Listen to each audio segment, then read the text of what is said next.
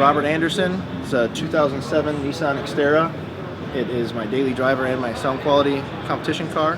I'm here doing MECA Mod X and IASCA Pro-Am sound quality. This is actually my first year qualifying for finals. Ooh. Been in the industry for quite a few years, but this is my first year actually qualifying for finals. So I built my Nissan Xterra. I have a Phoenix Gold Zen 9 9-channel amplifier running the entire system. I have a Helix DSP doing all the processing. We hid all the wiring and stuff on the amp rack, so nothing is visible except for where it exits the equipment. Wow. We have two JBL GTI Mark 115s, and those are actually IB vented to the outside of the truck. There's a hole underneath the truck with a waterproof membrane. It doesn't allow moisture in, allows it to breathe. And then I have rears on pods mounted up here off of the ceiling. What's in there? Those are Audible Physics NZ3. God damn it. Fun. The rears. The rears. So what do we got going on here? So in the rears we have Audible Physics NZ3 ALBEs, the beryllium cone, beryllium aluminum cone, Audible Physics. Okay. And those are in 3D printed pods, coated in the same texture as the. What is that, bed liner? Back here. It's actually the Dura coat from Parts Express. It looks like bed liner, but it's not nearly as nasty to apply. Rolls on like latex. Really? With a roller, or you can spray it on. That stuff I just felt it before. It feels. It's pretty durable. It's very, very durable. What is that meant for? Was that meant for like pro audio cabinets pro audio or something? Cabinets, yep. Yeah. Yep. They use it for pro audio cabinets. And the reason I did that back here, there wasn't actually a cheap way to cover it. It was because the entire back of the truck was hard surface anyway. There was no carpet back here stock. So it's a similar appearance to stock, but in a texture coating that I can do, I mean, any kind of shape or material, so I don't have to worry about trying to wrap stuff in cement when there wasn't carpet or vinyl back here stock. Oh. So I tried to keep it kind of a similar look. Cool. And I named the car Askew. Askew. Askew, and the reason it's Askew with SQ because I don't like symmetry for the sake of symmetry. You don't like symmetry? Not for the sake of symmetry. If Working with you would drive me insane then. If it doesn't have to be symmetrical, I don't want it to be symmetrical. I can appreciate symmetrical. There's nothing wrong with symmetrical. I like it to be different. That's why my amp is off to the side. That's why it's not all perfectly straight and even in a amp rack. Okay. Well, I like it. Well, how are you going to make that symmetrical? What, are you going to put it right in the middle of your car? Right, you float it in the middle or whatever. But hang it from the headliner? And I like symmetrical, and I like... But you don't like it for the sake of... I don't like just to...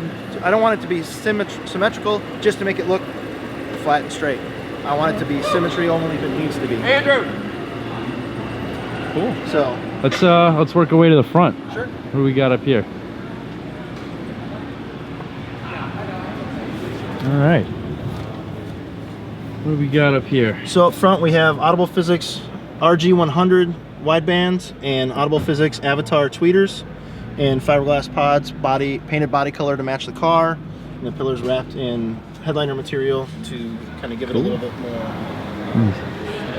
flush-in look on the pods. That's pretty sweet what you did with the tweeters. We did the tweeters like that. The kind of the joke or the theme of all the drivers, every single driver in the car is either IB or aperiodic. There's no enclosures in the car that are actually enclosures. The RGs are vented into the pillar. The tweeters are open backed. Of course they're sealed, but they're open backed. They're aperiodic or IB because we didn't put a back on them. There's no need to. Yeah. The mid bases, the Aluminum Pro mid bases and the kicks are IB or aperiodic into the kick panel of the car. Cool. And then the subwoofers in the back are IB. So there's no actual boxes anywhere in the vehicle.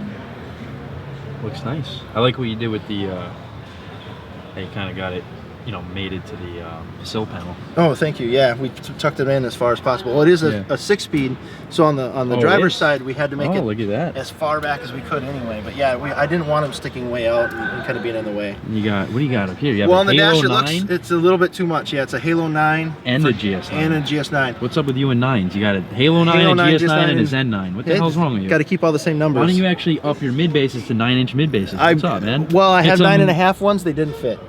So get some regular 9s in. Come on, man. Someday maybe. Maybe so, rename the car.